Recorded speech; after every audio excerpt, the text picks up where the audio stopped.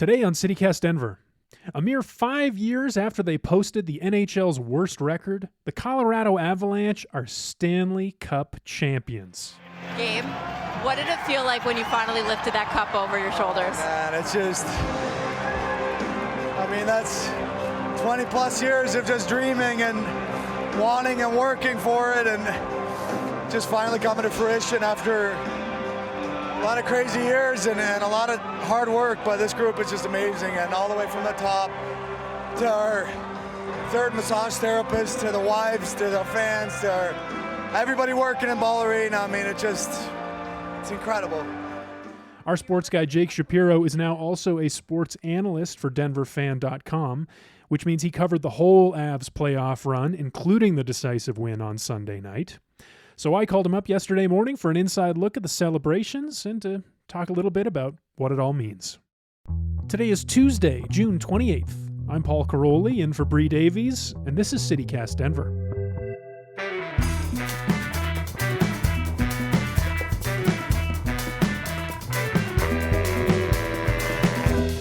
I woke up at like 10 just to jump on one of our shows. And I checked my Twitter, and Katie, my girlfriend, sent a tweet about how I woke her up last night, and I tapped her on the shoulder when I got home, and I said, "You'll find out after the break." So apparently I was doing show in my sleep. Jake Shapiro, welcome back to CityCast Denver. It is a great day to be a Denverite. It's a great day to be on the show, Paul. Tell me everything. Where are you at emotionally? How are you feeling?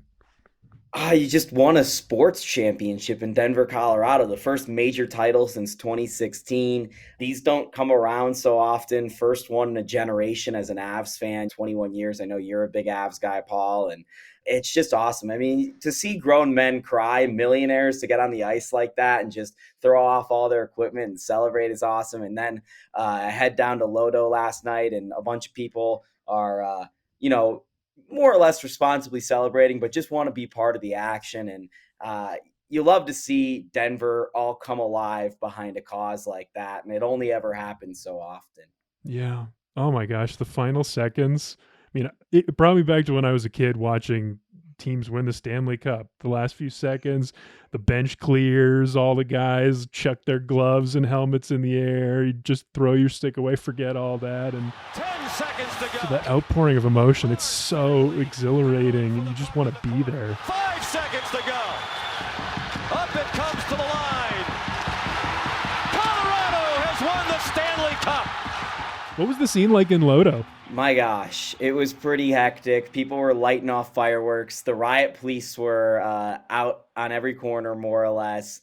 We saw some videos of McGregor Square, people throwing tables and chairs into the middle. They tried to light a bonfire in the middle, which is hilarious. And a little scary. A little scary for sure, no doubt. I saw someone that got hit by a chair. They were not too thrilled. But out on the streets, it was a little bit more tame. There were people climbing the light posts. I did see someone rip apart a street sign and then start bashing it. So if you get a parking ticket in Lodo because you're not following the rules today, it might simply be because there is no longer a sign in that given location. But a lot of fireworks, a lot of singing, chanting "Go Avs Go," singing the Blink-182 song.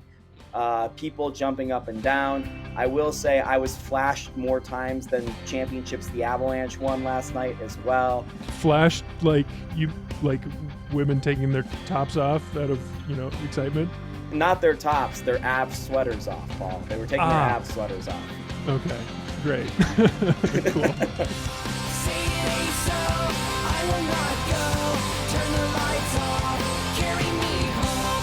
Keep your I don't know, it was kind of a weird weekend with Pride going on and the Roe v. Wade overturning protests. Sounds like you were out in the community quite a bit. How did you feel like these things were all intersecting?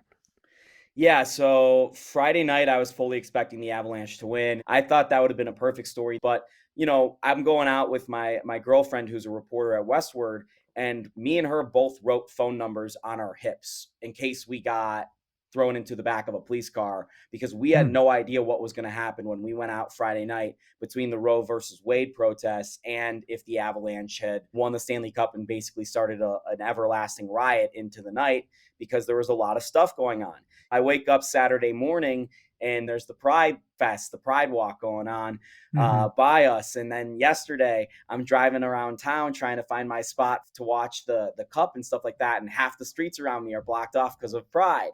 And then by the time I ended up downtown, half the streets were blocked off because the police were trying to disperse people from, celebrating too hard with the Avs. So it seemed pretty crazy all weekend with just different events going on. And then even last night, there were moments when I was out on the town and I'm thinking, all right, the police just came into the fourth side of this intersection. I feel like I should probably get out of here right now because they're about to lay the metal down. But honestly, I'm critical of DPD, but I walked by an officer last night and he said, you know what? I'm an Avs fan. People have to have their fun.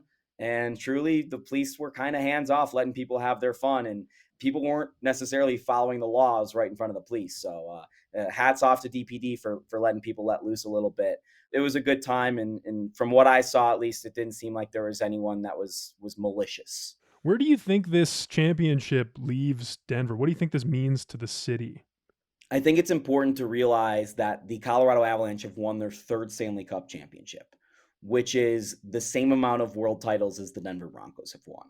You look at the most dedicated fan bases in Colorado, it's by far and away the Broncos. But quietly, the Avs have a very dedicated, hardcore fan base. And this Stanley Cup and the run, especially given the fact that they haven't been on TV for a few years, but they were on TV through this run, I think it really solidifies Denver as a great hockey town as we watch Denver East win the high school title, the University of Denver win the national title in college, and now Colorado Avalanche win the Stanley Cup championship. So Denver, I think, there's just a bunch of new blood and new life into hockey in this city. And a lot of people our age, Paul, maybe they remember the 2001-96 stuff a little bit, but this is the championship that they're going to remember when they associate with the Colorado Avalanche. So I think this is really what's going to invigorate that next generation of Avalanche fans.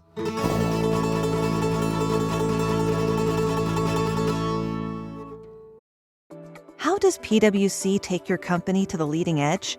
They bring the sharpest minds in tech to your team so you can bring the ideas that will transform your business. They're passionate about your industry so you can walk into any room with every advantage. And they're with you every step of the way so you can know you're headed in the right direction. PwC builds for what's next so you can get there now. Get started at pwc.com/us/leading edge. Well, Jake, there's one more thing I wanted to talk to you about this, and that's like a bigger picture on the impact to Denver. Now, every time we've gone into Westward to record our Friday shows the last few weeks, I'll talk to Patty Calhoun, the editor of Westward, about if she's watching hockey, is she excited? I love talking to her about sports. And she says every time, if the Avalanche win, this town is going to let Stan Kroenke do whatever he wants. Kroenke is, of course, the owner of the team. We're always talking about how he and Comcast are in this dispute that keeps the games off of television. What do you think about that? How does this championship change the dynamic around Kroenke and his development plans for the former Auraria neighborhood area, those parking lots around Ball Arena? What do you make of all that? Paul, will the city let Stan Kroenke do whatever they want in the Kroenke family? I'd actually say no, because I talked to a lot of people last night, and a lot of people are still pretty anti-Kroenke, despite the fact that he didn't bring just one championship to Denver, but two in the last week with the Colorado Mammoth also winning a title in lacrosse. So I think people are still pretty realistic about where the Kroenkes are, and they're very frustrated about the TV thing. And I think the TV thing supersedes the fact that they brought home a championship to Colorado, because it's like, yeah, they brought us a championship. That is awesome. We didn't watch a single game of the regular season because of you. So I think people are going to keep it real and not necessarily hand over everything to Stan Kroenke to let him walk all over the city.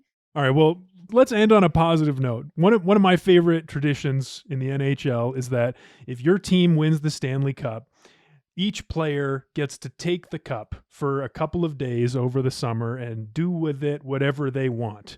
And in the past, that has meant, in some cases, players taking the Stanley Cup to strip clubs, players drinking whole 6-packs of beer out of the Stanley Cup, drowning it in their swimming pools. Which Avalanche player do you think is going to be the most interesting to watch over the summer? I think the one that's going to be the coolest, and it was referenced a little bit in the celebration last night, was Nathan MacKinnon's. And Nathan MacKinnon's good buddies with a guy named Sidney Crosby, who's been the best player in the NHL for about 15 years. And they're both from a small town in Canada called Cole Harbour. And Sidney Crosby invited Nathan MacKinnon to the parade and the hometown celebration, both of the times that Sidney Crosby won it. And Nathan MacKinnon said last night he was the drunkest guy at both of Sidney's celebrations. So he hopes at his celebration that Sidney is the drunkest guy at his. So I think that would be really fun if we got some footage of that with Sidney and Nathan celebrating, Nathan's championship. And one of the coolest things Nathan said last night was 87, Sidney Crosby's number, is on there. Now mine is too, just like him. You said 87. What does that mean? Well, yesterday my room number was 1787. So we just felt like it was fate. I don't know. We both love Sid, and we just knew we were going to win when I got that room number. And, it's just so clear that he's his idol and he's going to get to celebrate with his idol. And it's just a cool little nerdy hockey story. Well, Jake Shapiro, thanks so much for joining me to celebrate the Avs win. This is a good day for Denver. Oh, it's an awesome day. Hopefully the Nuggets are next. We've got Rams, we've got Mammoth, we've got Avs. Nuggets next.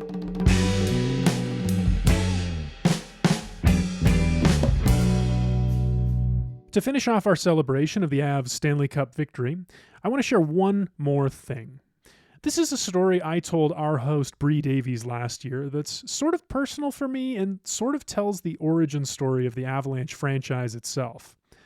But mostly, it's about a set of uniforms that anyone watching the Avs Cup run this year would recognize. The team introduced this particular jersey design back in 2020, and they've been a fixture at Ball Arena ever since.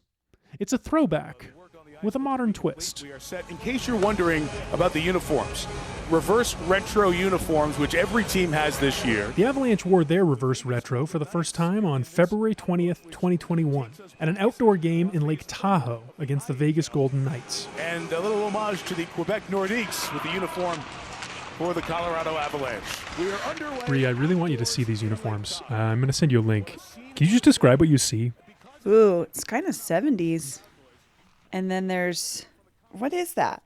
It's like an N. Yeah. It's like an N with a hockey stick. Yeah, it's an N with a hockey stick. It's also sort of an igloo, I think. Oh. And then there's, at the bottom, there's these symbols. I know they're called the fleur-de-lis, but I don't know anything about them. And I feel very American when I say I know this pattern from wallpaper. So yes, and that's something listeners should know. I am not fully American, so I have a slightly different perspective on this. My family's Canadian, Western Canadian to be specific, and so for me, these icons, these symbols, this design, it points to this really deep-seated conflict in Canada that's been around for hundreds of years.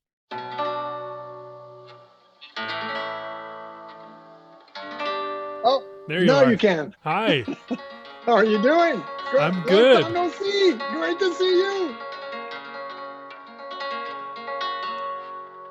This is Louis Gagnon. He's one of my dad's best friends, and he's a proud French Canadian. I called him up because I thought, if we Coloradans are going to be buying all this reverse retro merch and wearing these symbols, we should probably understand where they came from. French Canadians are a people who have had a difficult history, and they felt very much so like second-class citizens, right, after the conquest in 1759. Pretty much since the idea of Canada existed, this power dynamic has been part of how the country works. And sometimes it doesn't work at all. It's two distinctly different cultures with different languages and different histories, sharing resources, power, and hockey. It always made sense to me to have an NHL team in Quebec City because in our collective minds, we French Canadians, hockey is our sport. And all the big legends. Maurice Richard, Guy Lafleur. Yeah, Jean Béliveau. I mean, all of them, right? And then, you know, Patrick Roy, the greatest goaltender on earth, really. And so, you know, so it was the sport that enabled us to shine. The Quebec Nordiques played in the NHL for 16 seasons. The team was never that great, but their powder blue uniforms with the fleur-de-lis and the weird igloo N thing, the mere fact that they were in the game was something the people of Quebec City could be proud of. And so when they were stripped away from Quebec City in 95, that really hurt. I don't think I ever recovered from that. I don't know that anybody has, right? It's a permanent state of mourning in a way. Just as they were finally getting some good players together, the franchise formerly known as the Quebec Nordiques went on to win the Stanley Cup in their first year, wearing the burgundy and blue as the Colorado Avalanche. Still held in, Uwe Krupp shot and score! The Colorado Avalanche have won the Stanley Cup! In the 25 years since, the people of Quebec have rallied together on multiple occasions to petition the league for a new franchise, for a return of the Nordiques. But time and again, the league bosses said no. And I'm still hoping that Quebec City will get a team again. People love hockey so much there. It's just not right for them to be deprived of a team. I'd like to send you a link to look at the new uniforms that the Avalanche have been wearing this year and just get your reaction to this design. Okay. All right. Okay, let me just see. Okay. Oh, gosh. Wow.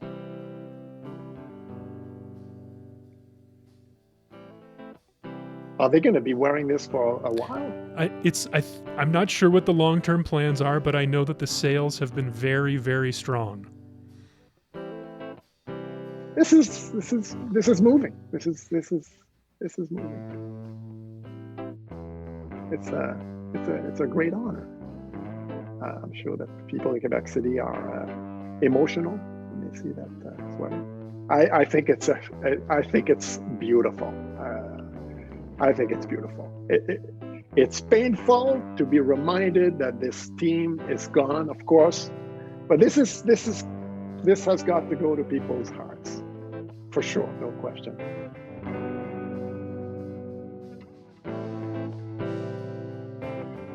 Unfortunately, I have to end this story with bad news. The reverse retros are long sold out from the official Avalanche store, and good luck finding resales for a reasonable price. Believe me, I've looked. But I have heard a rumor that they're bringing them back next year. A fan can hope. And here's what else Denverites are talking about. Today is Election Day. Denver voters have until 7 p.m. today to return a ballot in either the Democrat or Republican primary. We covered a few key races on both sides last week, so scroll back in your feed for context and information to help make your decision, if you haven't made it already. We'll talk about the results later this week. And that's all for today here on CityCast Denver. If you enjoyed the show, why not take a minute to tell a friend about us? Rate the show wherever you get your podcasts and subscribe to our morning newsletter. We'll be back tomorrow morning with more news from around the city. Bye.